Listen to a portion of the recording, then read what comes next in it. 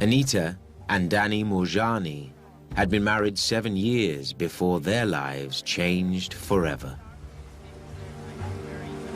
It was April of 2002, and I felt a lump on my collarbone on my left-hand side, and I went to the doctor to have it checked out. He did a biopsy. The test results arrived 3 days later. We were both sitting in the doctor's clinic, and he just came straight out and said to us that he'd run the tests, and what she had was Hodgkin's lymphoma, which was a form of cancer. I was numb. I was actually really numb. Fear suddenly entered our life like it had never, ever been there before. It continued to progress and get worse and spread throughout my body over a period of actually 3 years and 10 months.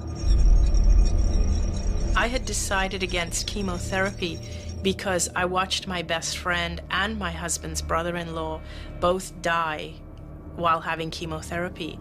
And it appeared to me that it was the chemotherapy that was actually killing them. Anita takes alternative treatments, but gets worse. My lungs were filled with fluid. I was breathing with the aid of an oxygen tank. I had open skin lesions. I weighed about 80, 85 pounds because my muscles had all deteriorated. And so I just started to come to terms with the fact that I was going to die. Anita's time is running out. On the morning of February the 2nd, 2006, I didn't wake up.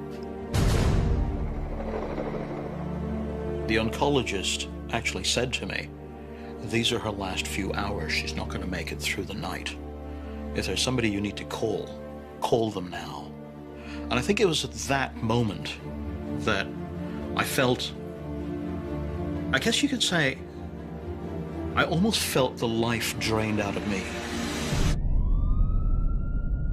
Throughout the night, Anita seemed lifeless, but her mind was churning.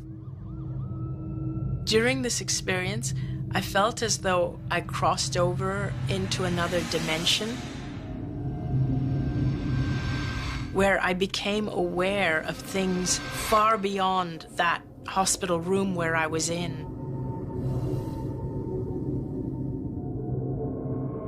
Anita Moorjani has vivid memories of seeing the afterlife. I became aware of my best friend who I had lost to cancer.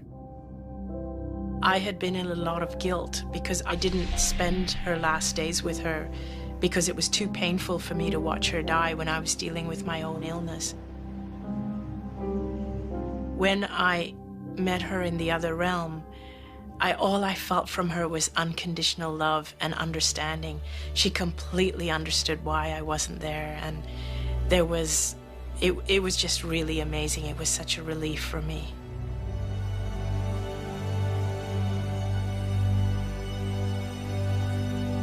I was given a choice as to whether to come back or whether to go onward into death. At first, I absolutely wanted to go onward into death because this realm was so amazing. It was just so beautiful. And also, I didn't want to come back into a sick body. But then, the next thing that happened was I started to understand that if I chose to come back into my body would heal very quickly. My best friend seemed to say to me, go back and live your life fearlessly. And it was from that point on that I started to open my eyes and come out of the coma. I guess that was one of the happiest moments of my life. I mean, I could feel myself ecstatic, probably the happiest person in the world, the happiest person in the universe. But Anita's body is still riddled with cancer. I kept saying, I'm going to be fine. I know I'm going to be fine. Don't worry about me. My initial reaction at that point was like, yes, dear. And I was thinking, like any medical professional, yes, there's been damage, there's been oxygen deprivation. But Anita's situation takes another unexpected turn.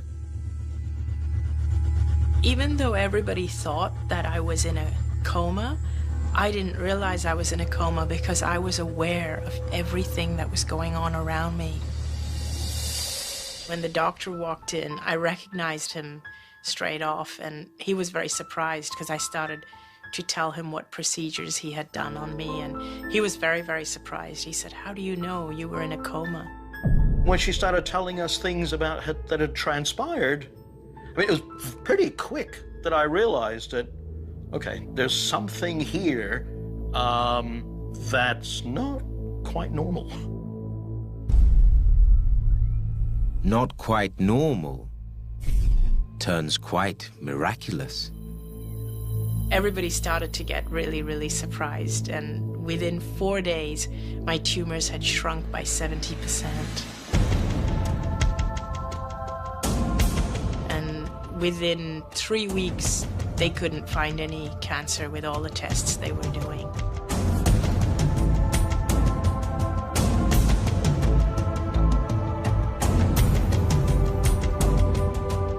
There's some medical literature describing how rare spontaneous regression of malignancy is. Now, that happens perhaps only 1 in 100,000 cases. And by regression, I just mean the cancer gets smaller. For it to completely go away is even much rarer yet. Several doctors looked into my case after this happened, and each doctor has come up with a different explanation. The doctors that treated me, they feel that it was their treatment. I believe it was my altered state of consciousness. As soon as I realized the truth of who I really am, I knew that I would be healed.